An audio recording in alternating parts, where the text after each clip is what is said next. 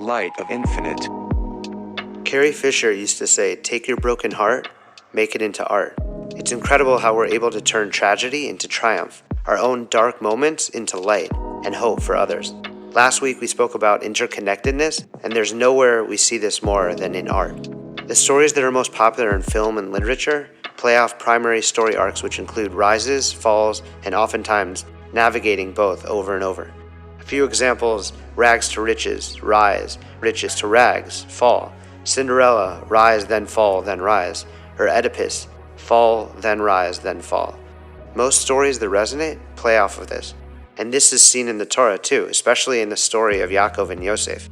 When we bump into a friend or a stranger, we really never know if at that moment they're feeling a rise or a fall. So we have to be graceful at every moment. As I've been writing these dvars, my own story has been facing ups and downs. And when I feel low and go through something difficult that so many of us go through, I can actually think that it has been happening to me to put me into a space to be able to relate and bring light to others. Since I'm actually going through it too, we are all connected. Toward the end of this parasha, Yosef's brothers are scared that because their father passed away, Yosef will finally take revenge on them. They think, perhaps Yosef will nurse hatred against us, and then he will surely repay us and the evil that we did to him. They told Yosef that one of their father's wishes before he died is that Yosef forgive their spiteful deeds. This means that for all the years that Yosef had shown them time and again that he had forgiven them and met them with love, they lived with fear that eventually he would take his revenge. It's incredible how often this plays out in our own lives. The suffix, this doubt and fear which plays in our minds as our personal Amalek, the nation and notion that the Torah commands us to eliminate from the world. The Hebrew words safek and Amalek have the same gematria of 240. We are commanded to eliminate it because it is the force that makes us fall. It stands opposed to faith and truth, and it's our strongest detractor of bitachon, trust. A few weeks ago, I bumped into someone I had lost touch with. At one point, he was single and I was married. I used to invite him to dinner every Friday night, so I would never have to eat alone and feel lonely on Shabbat. My ex-wife makes this epic food, and so it was always a blessing to be able to share it. But when I got a divorce, I didn't feel that same support from him. Part of me hoped or expected it. Looking back, in truth, I wasn't inviting him with any motives for him to invite me back one day. It was done out of love. Eventually, I realized that it's often when we have our own high expectations of how something should play out that we are most disappointed with what we receive. This feeling came back around the last high holidays when I felt the pressure of having to figure out my social plans for each of the meals. A few weeks ago, I walked past this person at Trader Joe's, and a part of me wanted to walk past him, but the other part wanted to be open and see where it goes. Immediately, this person expressed how incredible it was seeing me and that he felt so badly since this one exchange we had where he had done something wrong and it was eating away at him. He also told me that he had been speaking with a therapist about it. A lot. He expressed that he was avoiding me because he felt that he had wronged me and he was embarrassed. Clearly, he was holding on to this feeling and it was weighing on him. I was shocked because it wasn't something I had thought about or held on to. I said I forgave him when it happened, and I truly did. I couldn't believe he was holding on to it to that extent. I explained that the only thing I was still carrying around was the fact that I went so far out of my way when I felt he needed me, but I didn't feel reciprocated. He explained that he felt so badly that he was avoiding me. Only then was I able to relieve that burden by saying I would never actually held on to any of that. All of a sudden, the imagined weight of our burden was lifted. The seeming darkness turned to light, and avoidance turned to infinite possibilities. Yosef's brothers held on to the episode of the pit when he was younger until the day of their father's death. Yosef's own actions towards them in return of love and acceptance didn't ever fully give them the relief that they needed, and much of it was because they danced around their doubts instead of addressing them. And so they sent this message to Yosef. Before his death, your father sent these instructions. So shall you say to Yosef, forgive, I urge you, the offense and guilt of your brothers who treated you so harshly. Therefore, please forgive the offense of the servants of the God of your fathers. And Yosef was in tears as they spoke to him. Chatam Sofer points out that first the brothers are characterized simply as achecha, your brothers, and then they are elevated to the status of avdei Elokei avicha, servants of your father's God. In this one pasuk, we see that regarding how they treated Yosef, their behavior was not appropriate as servants of Hashem. But since they had done tshuva and regained their status, they were articulating this subtle difference as an attempt to show Yosef that Hashem had forgiven them, so he should do the same. The Chatam Sofer then dives deeper into the Kabbalistic allusions of their wording. When they begin their plea, they use the word ana, which is an acronym for the first three of the four components of the Merkavah. Breaking down the components, there is Ari, a lion, Nesher, an eagle, Adam, man, and the fourth, which is deliberately omitted, is Shor, an ox. Sofer explains that if Yosef did not forgive his brothers, he would be forfeiting his part in the Merkavah. And their plea continues when they say, "Please forgive me," which completes the fourth letter of the acronym and the four components of the Merkavah, with the letter Shin. This teaches us that with forgiveness, Yosef ensures his place amongst the Avot, the patriarchs, as a conduit of the Shekhinah in this world. Communication, forgiveness, and truth are key to shedding light on the doubts that we carry. In Kohelet it says, "I saw an advantage to wisdom over foolishness, like the advantage of light over darkness." And the Tanya teaches the simple meaning of this verse. Just as light dispels darkness, so too wisdom dispels foolishness, as the truth tends to always come out in the end. And the deeper meaning is the greater the darkness, the more apparent the light is by contrast. And the same applies to wisdom over great foolishness. The Lubavitcherrebbe in Likutei Sichot relays a teaching of the Baal HaTurim. Contrary to what one would think, the best years of Yaakov's life were in Egypt.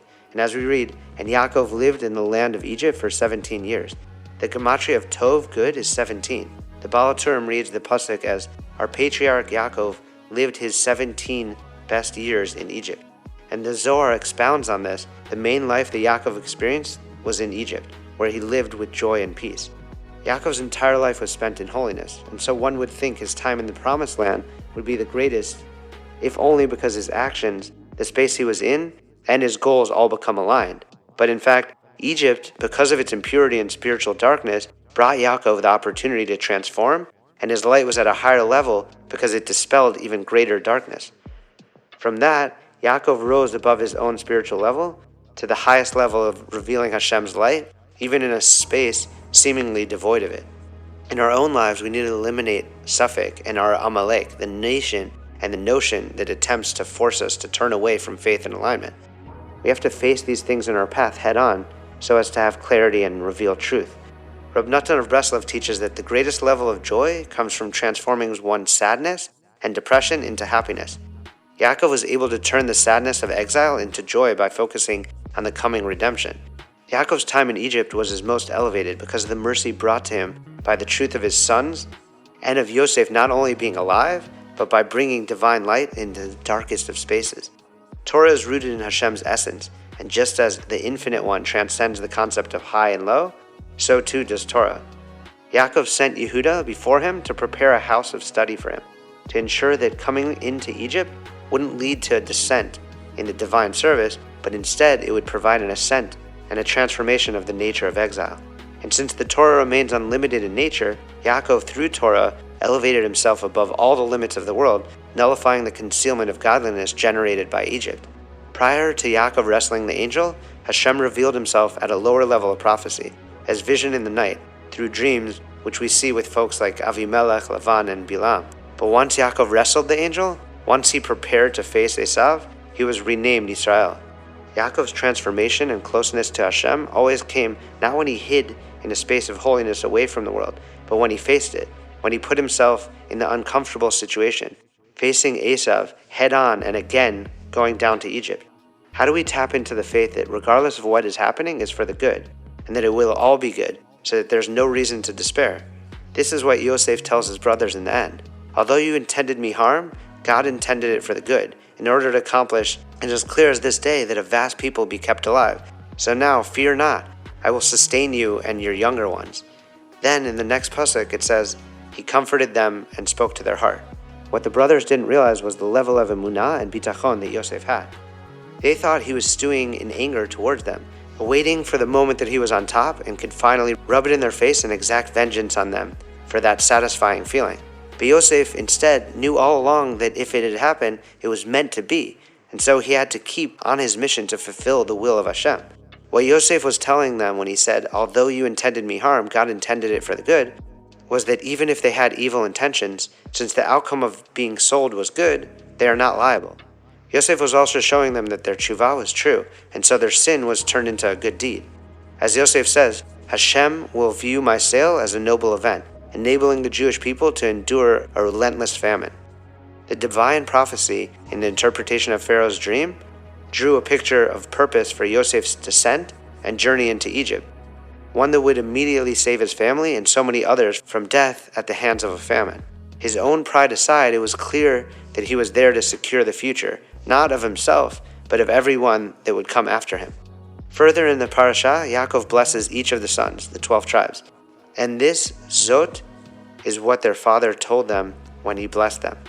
The Zohar teaches that zot corresponds to malchut, and rebbenachman of Breslov explains that malchut is associated with holy speech. In that, Yaakov taught his sons that the greatest blessing of all is pure speech, which is connected to the source. This is how we subdue evil and evil speech, which is the impure image of malchut, the malchut of impurity. Not only should we intentionally speak good of others and remove negative speech, but we must, when it comes to ourselves, speak only good and think only good. That is what brings blessings.